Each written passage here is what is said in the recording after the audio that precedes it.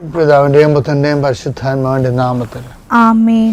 എന്റെ പ്രിയപ്പെട്ടവരെ, ഇന്ന് ജൂൺ 5-ാം തീയതി വ്യാഴാഴ്ച. അമ്മേ പരിശുദ്ധമ്മേ, അമ്മേ പരിശുദ്ധമേ, ദൈവമാതാവേ, ദൈവമാതാവേ, കൃപാസനത്തിലൂടെ ഞങ്ങൾക്കും ഞങ്ങളുടെ ദേശത്തിനും അമ്മ മധ്യസ്ഥം തേടി തന്ന എല്ലാ അനുഗ്രഹങ്ങൾക്കും കൃപകൾക്കും ഞങ്ങളിപ്പോൾ ഹൃദയം നിറഞ്ഞ നന്ദി പറയുന്നു. അമ്മേ പരിശുദ്ധമേ, ദൈവമാതാവേ, 2004 ഡിസംബർ 7-ാം തീയതി ഉച്ചകഴിഞ്ഞ് 2:30 കൃപാസനത്തിൽ സംഭവിച്ച അമ്മയുടെ പ്രത്യക്ഷപ്പെടലിനെ കുറിച്ച് തിരുസഭയ്ക്ക് സമർപ്പിച്ചിരിക്കുന്ന പഠനരേഖകളുടെ മേൽ സഭാത്മകമായ പഠനം ആരംഭിക്കുവാൻ ഞങ്ങൾ പ്രാർത്ഥിക്കുന്നു. അമ്മേ പരിശുദ്ധമേ, ഭൂസ്വർലോകങ്ങളുടെ രാജ്ഞിയായ അങ്ങേയ്ക്ക് ഭൗമസംരക്ഷണത്തിനായി പ്രപഞ്ചപ്രകൃതിയെ തന്നെ തിരുസഭ പ്രതിഷ്ഠിക്കുവാൻ ഈ പ്രത്യക്ഷീകരണ വഴി ഇടയാക്കണമേ. അമ്മേ പരിശുദ്ധമേ, ജപമാല മാതാവേ, സകല കൃപാസനം പ്രാർത്ഥനകളോടും ചേർത്ത് ഞങ്ങളിപ്പോൾ പ്രാർത്ഥിക്കുന്ന ഈ കുടുംബത്തിന്റെ പ്രത്യേക നിയോഗം. മക്കളെ,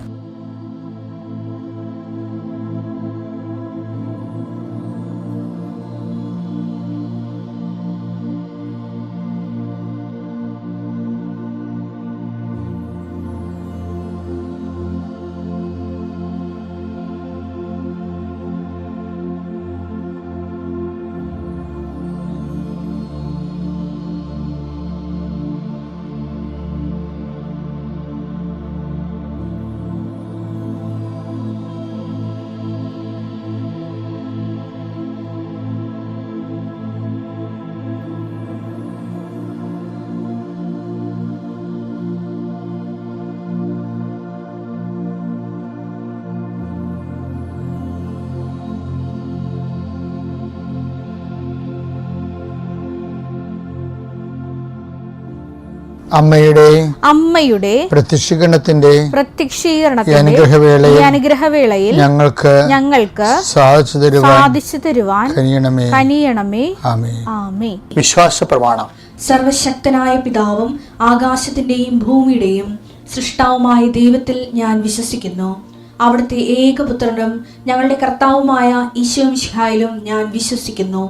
ഈ പുത്രൻ പരിശുദ്ധാത്മാവിനാൽ ഗർഭസ്ഥനായി കന്യകാമറിയത്തിൽ നിന്ന് പിറന്ന് പൊന്തിയോസ് പീലാത്തോസിന്റെ കാലത്ത് പീഡകൾ സഹിച്ച് കുരിശിൽ തറയ്ക്കപ്പെട്ട് മരിച്ച് അടക്കപ്പെട്ട് പാതാളങ്ങളിൽ ഇറങ്ങി മരിച്ചവരുടെ ഇടയിൽ നിന്ന് 3-ാം നാൾ ഉയർത്ത് സ്വർഗത്തിലേക്ക് എഴുന്നള്ളി സർവശക്തിയുള്ള പിതാവായ ദൈവത്തിന്റെ വലതുഭാഗത്തിരിക്കുന്നു. അവിടെ നിന്ന് ജീവിക്കുന്നവരെയും മരിച്ചവരെയും വിധിക്കുവാൻ വരുമെന്നും ഞാൻ വിശ്വസിക്കുന്നു.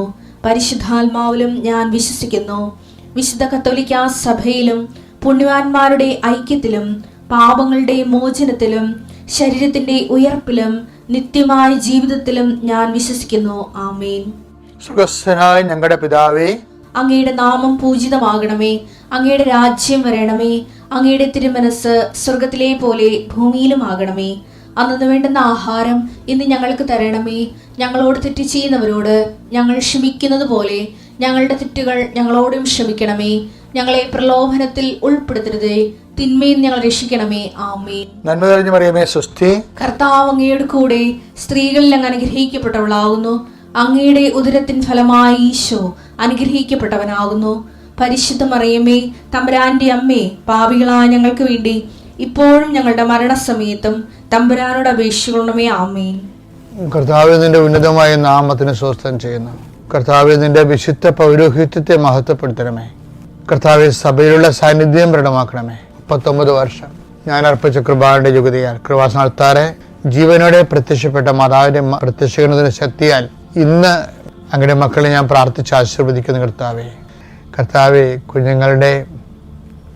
കുട്ടികളുടെ കാര്യത്തിന് വേണ്ടി ഓടുന്ന മാതാപിതാക്കന്മാരെ, വളരെ നിസ്സഹായരായി പോകുന്ന ആൾക്കാരുണ്ട്. ഈശോയെ, പണമില്ലാതെ സ്വാധീനമില്ലാതെ കുഞ്ഞുങ്ങൾ തന്നെ മാതാപിതാക്കന്മാരെ കുറ്റപ്പെടുത്തിയിട്ടും അതിൻ്റെ ഭാരം അനുഭവിക്കുന്ന മാതാപിതാക്കന്മാരുണ്ട്. അതിൻ്റെ പേരിൽ കഴിവുകേടുകൾ മറച്ചു വെക്കാൻ കർത്താവ് മദ്യപിക്കുന്നവരെ കൊണ്ട് ഈശോയെ, അങ്ങനെ തകർന്നുപോയ കുടുംബങ്ങൾ, മങ്ങിപ്പോയ സ്വസ്ഥതയില്ലാത്ത ഭവനങ്ങൾ, ഭാര്യഭർത്താക്കന്മാർ പിരിഞ്ഞ് താമസിക്കുന്നവരെ, അകന്ന് താമസിക്കുന്നവരെ കർത്താവ് ഒരുമിച്ച് താമസിക്കാൻ കർത്താവിൻ്റെ കൃപ അവർക്ക് ലഭിക്കട്ടെ. മാതാപിതാക്കൾ മക്കളും തമ്മിൽ മാനസികമായിട്ട് അകന്ന് പോകുന്നവർ, മക്കൾ ദുർഗതിപ്പെട്ടു പോയിട്ടുള്ള മക്കളുണ്ട് ഈശോയെ, അവർ തിരിച്ചു വരാൻ വേണ്ടി കർത്താവിൻ്റെ നാമത്തിൽ ഞാൻ അവരെ സമർപ്പിക്കുന്നു. Lord, increase your spirit. Lord, increase your spirit of power and grace. നമ്മൾ ഇന്ന് കാണാൻ പോകുന്നത് മറിയത്തിൻ്റെ ദൈവവിളിയാണ്. ഈ ദൈവവിളി തന്നെ രണ്ട് തരമുണ്ട് ദൈവവിളിയെ. ചില ആൾക്കാർ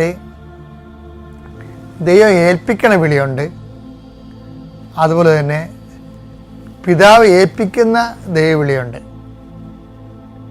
പിന്നെന്താണ്? പിതാവ് ആകർഷിക്കുന്ന ദൈവവിളിയുണ്ട്. ഇപ്പം കൃപാസനത്തിൽ ഈ ഉടമ്പടി മാതാവിൻ്റെ പ്രത്യക്ഷീകരണത്തിന് ശേഷം ഏൽപ്പിച്ച ദൈവവിളിയാണുള്ളത്. അതിന് മുമ്പ് അത് ആകർഷിച്ച ദൈവവിളിയായിരുന്നു. നമുക്ക് ഓരോ സാക്ഷ്യങ്ങൾ കേൾക്കുമ്പോഴൊക്കെ നമുക്ക് ആകർഷണം വരത്തില്ലേ? അങ്ങനെ ഒന്ന് നമ്മൾ ഉടമ്പടി എടുക്കും. അതാണ് ആകർഷണ ദൈവവിളി. ഉടമ്പടി എടുത്തു കഴിഞ്ഞ് ചില ആൾക്കാർ അവർ സ്വന്തമായിട്ട് തന്നെ, ഇപ്പോൾ കഴിഞ്ഞ ദിവസം ഒരു സാക്ഷ്യം പറഞ്ഞ്, ഞാൻ 1200 പേരെ കൊണ്ട് ഉടമ്പടി എടുപ്പിച്ചതെന്ന്. അതെന്താണത്? അത് ആകർഷിച്ചതല്ല, അത് ഏൽപ്പിച്ച പോലെ ചെയ്യണതാണ്. ഇവിടെ ഈ ഉടമ്പടി പുതുക്കി വരുമ്പോൾ ആകർഷണ ദൈവവിളി ദൈവം ഏൽപ്പിച്ച ദൈവവിളിയാണ് മാറി. ക്രിസ്തുവിനെ ദൈവം ഏൽപ്പിക്കുകയാണ് ചെയ്തത്. യോഹന്നാൻ 17:4 അവിടുന്ന് എന്നെ ഏൽപ്പിച്ച ജോലി പൂർത്തിയാക്കിക്കൊണ്ട് ഭൂമിയിൽ അവിടുത്തെ ഞാൻ മഹത്വപ്പെടുത്തി. അപ്പൊ നമുക്ക് ദൈവത്തെ മഹത്വപ്പെടുത്താം. ഏൽപ്പിച്ച ജോലി പൂർത്തിയാക്കി. ഏൽപ്പിച്ചേക്ക് ഉള്ള പ്രശ്നം ഉള്ളത് അത് മഹത്വപ്പെടുത്തണമെങ്കിൽ അത് പൂർത്തിയാക്കണം. പൂർത്തിയാക്കുക കഴിഞ്ഞാൽ ആ മിഷൻ പൂർത്തിയാക്കുക എന്നല്ല പ്രശ്നം. അതിൻ്റെ അർത്ഥം എന്ന് പറയണത്, as far as you are being here, you must show the fidelity. നീ എപ്പോഴാണ് തിരിച്ചു വിളിക്കപ്പെടുന്നത് അതുവരെ ദൈവത്തോട് കാണിക്കുന്ന വിശ്വസ്തതയ്ക്കാണ് അങ്ങനെ പറയണത്, പൂർത്തിയാക്കണം എന്ന് പറയണത്. അത് മനസ്സിലായില്ലേ? ആ പൂർത്തിയാക്കലിന് ഫിഡലിറ്റി ആയിട്ടാണ് ബന്ധം. നമ്മളൊരു ദൗത്യം വിശ്വസ്തതയാണ് ചെയ്യണമെന്നുണ്ടെങ്കിൽ അത് ചെയ്യണത്രയും സമയം അത് പൂർത്തിയാണ്. നിങ്ങളത് കഠിനാധ്വാനത്തോടെ ചെയ്തു, പക്ഷെ ഉദ്ദേശം നിങ്ങളുടെ ജോലിയോ വീടോ ഭൗതികമായ ലക്ഷ്യങ്ങളൊക്കെ ആണെങ്കിൽ നമുക്ക് പൂർത്തിയാണെന്ന് പറയാൻ പറ്റത്തില്ല. നമ്മുടെ ഉദ്ദേശം എന്താണ്? ദൈവത്തെ മഹത്വപ്പെടുത്തുന്നതായിരിക്കണം അത്. പിതാവേ, ഒരു ജോലി പൂർത്തിയാകണമെങ്കിൽ അതിനെന്ത് ചെയ്യണം? 3 കണ്ടൻ്റ് ഉണ്ട്. ഒന്നെന്താണ്? അത് ഒരു ജോലി പൂർത്തിയായെന്ന് പറയാൻ അത് ഒന്ന് വിശ്വസ്തത നമുക്കുണ്ടാകണം. രണ്ടാമത്തേത് എന്താണ്? ആ വിശ്വസ്തതയാണ്. പക്ഷേ ആ ജോലി പകുതി ആയിട്ടുള്ളൂ, പക്ഷേ വിശ്വസ്തതയിലാണ് ആ പകുതി അവസാനിക്കണമെങ്കിൽ അത് പൂർത്തിയാക്കിയതുപോലെ തുല്യമാണ്. ഇങ്ങനെ വിശ്വസ്തത കാണിച്ചാൽ മാത്രമേ അത് ആ ജോലി മഹത്വം ഉണ്ടാക്കത്തുള്ളൂ. അപ്പോൾ ഈ മഹത്വം ഉണ്ടാക്കണത് എന്താണ്? വിശ്വസ്തതയാണ്. ഉടമ്പടിയുടെ ഒരു കണ്ടന്റ് എന്ന് പറയുന്നത് വിശ്വസ്തതയാണ്, ഫിഡലിറ്റി, ഫെയ്ത്ത് അല്ല. ഇപ്പോൾ നമ്മൾ ഒരു എക്സസൈസ് എഴുതി കൊണ്ടുവന്ന് ഉടനെ ടീച്ചർ നമ്മളിങ്ങനെ ഗുഡ് വാങ്ങിക്കാൻ വേണ്ടി, കുഞ്ഞുങ്ങളെ അങ്ങനെയല്ല അവിടെ പഠിപ്പിക്കണത്, ഗുഡ് വാങ്ങിക്കാൻ വേണ്ടി നമ്മൾ ഇടിച്ചു തല്ലി ഇന്ന് ഞാൻ ഗുഡ് വാങ്ങിക്കും എന്ന് പറഞ്ഞപ്പോൾ ഇത് ചില പിള്ളേർ ഇങ്ങനെ ടെസ്റ്റ് എടുത്ത് എക്സസൈസ് ബുക്ക് എടുത്ത് എത്ര ഗുഡ് എണ്ണി നോക്കത്തില്ല. എനിക്ക് 12 ഗുഡുണ്ട്. അപ്പോൾ മറ്റവൾ പറയും എനിക്ക് 17 ഗുഡെന്ന് പറയും. അപ്പോൾ ഇങ്ങനെ കുഞ്ഞുങ്ങളെ പഠിപ്പിച്ചിരിക്കുന്ന കാരണം ഇപ്പോൾ നമ്മളൊരു ഗുഡ് വാങ്ങിക്കാൻ വേണ്ടി വരുമ്പോൾ ചില സമയത്ത് ടീച്ചറിനെ കാണത്തില്ല, അന്ന് ടീച്ചർ ആബ്സെൻ്റാണ്. അപ്പോൾ ഈ ക്ലാസ് മൊത്തം അന്ന് ആ കൊച്ചു ആബ്സെൻ്റായിട്ടിരിക്കും. ക്ലാസ്സിൽ ഉണ്ടാവും, പക്ഷേ ഷീസ് ആബ്സെൻറ്റ്. എന്താ കാര്യം? ഗുഡ് എഴുതി തരാനുള്ള ആ സിസ്റ്റർ, ആ ടീച്ചർ അന്ന് ആബ്സെൻ്റ് ആയിരുന്നു. അപ്പോൾ അതുകൊണ്ട് കുട്ടി ഉണ്ട്, പക്ഷേ അവർ ആബ്സെൻറ്റ് മൈൻഡഡ് അങ്ങനെ ഇരിക്കും. ഇതിനകത്ത് വരുന്ന കാര്യം വെച്ചാൽ ആ ടീച്ചർ ഇല്ലെങ്കിലും ഗുഡ് കിട്ടിയില്ലെങ്കിലും ഞാൻ സന്തോഷത്തോടെ ഇരിക്കണം.